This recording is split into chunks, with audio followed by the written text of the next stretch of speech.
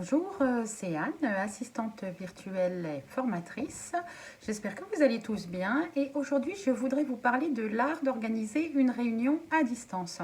Donc dans cette vidéo, je vous dévoile les 5 impératifs pour que cette réunion à distance soit une réussite et non une perte de temps. On y va tout de suite!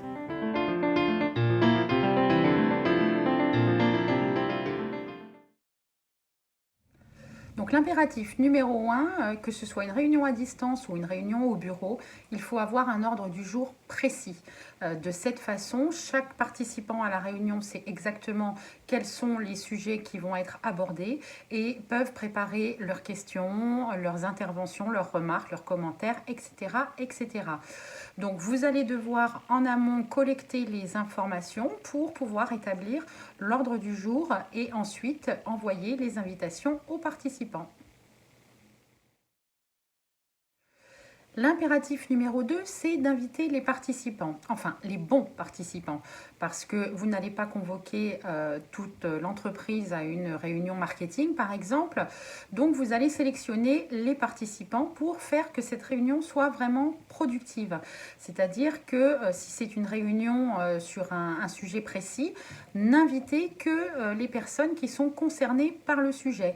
Donc, vous allez leur envoyer dans cette invitation l'ordre du jour, le lien pour se connecter en fonction de l'outil que vous aurez choisi. Donc dans les outils de réunion à distance, on a Teams, on a Skype, on a Zoom. Donc vous allez envoyer le lien qui convient le mieux en fonction de la réunion que vous avez à mener ce jour-là et uniquement aux bons participants. C'est très important. L'impératif numéro 3, c'est de commencer à l'heure. En effet, si vous avez donné une heure de début de réunion et que vous n'y êtes pas, donc soit vous avez pu l'anticiper, auquel cas vous avez prévenu les participants en disant j'aurai quelques minutes de retard, mais dans tous les cas, essayez de démarrer cette réunion à l'heure et d'ouvrir la salle, par exemple, la salle de conférence virtuelle, 5 minutes avant le début de la réunion. Il n'y a rien de plus désagréable quand on est invité à une réunion de se retrouver face à un écran noir pendant 5 minutes en attendant que l'organisateur ouvre la salle.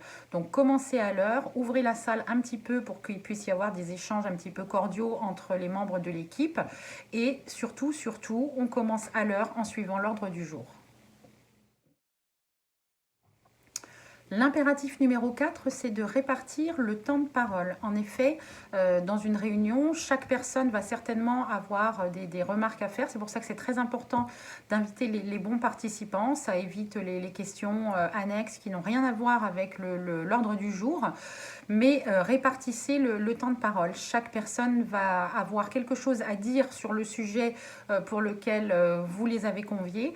Donc, pensez bien que si vous avez prévu une réunion de 40 minutes, par exemple, et que vous avez 5 participants, il va falloir faire en sorte que chacun ait 7-8 minutes de temps de parole, peut-être un petit peu moins parce qu'il y a les présentations, mais essayez d'avoir un temps de parole équivalent pour chaque participant. L'impératif numéro 5, une fois que vous avez terminé la réunion, il faut rédiger un compte-rendu et le transmettre d'une part aux participants et d'autre part aux personnes qui sont concernées par le sujet, même si elles n'étaient pas invitées à la réunion. Ça permet à chacun d'être au courant des derniers en cours et le compte-rendu va également rappeler toutes les décisions qui ont été prises, les actions à mettre en place et cela fait donc un super outil pour le suivi. Parce que le but de la réunion, c'est pas nécessairement uniquement de se retrouver en groupe et de papoter pendant 40 minutes. Le but, c'est de définir des actions, de définir qui va s'en occuper, les mettre en place, donner une deadline, etc., etc.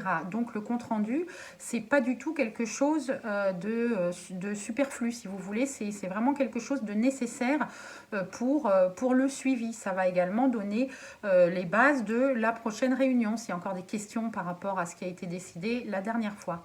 Donc, on rédige un compte-rendu, on le transmet aux personnes qui étaient présentes et aux personnes concernées. Ça peut être votre direction que vous n'avez pas inclus à la réunion parce que sa présence n'était pas requise, mais le responsable veut certainement quand même savoir ce qu'il a été décidé dans cette réunion.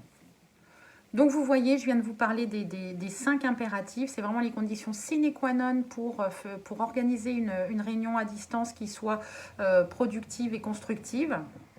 Et une réunion, comme les autres aspects du business, c'est pas quelque chose qui s'improvise, c'est quelque chose qui se prépare, qui se réfléchit, parce que le but, c'est, encore une fois, c'est pas de se retrouver et de discuter et de perdre son temps, c'est vraiment de mettre en place des actions productives suite à cette réunion ou même pendant cette réunion. Dans le cas des réunions à distance, on va essayer de faire peut-être un petit peu plus court que ce qu'on ferait si on était sur site. Déjà parce que ça permet à chaque participant de rester concentré. C'est beaucoup plus facile de rester concentré pendant 30 à 40 minutes que pendant 1 heure et demie.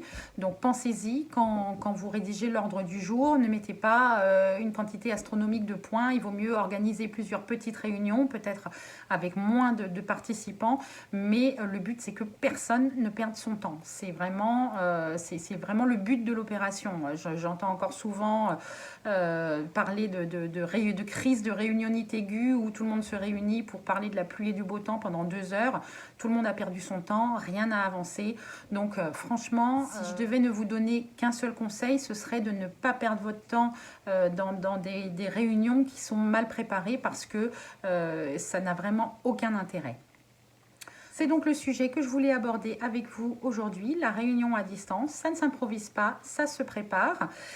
Et je vous reviens très bientôt avec une prochaine vidéo. Jusque-là, prenez soin de vous. Ciao, ciao!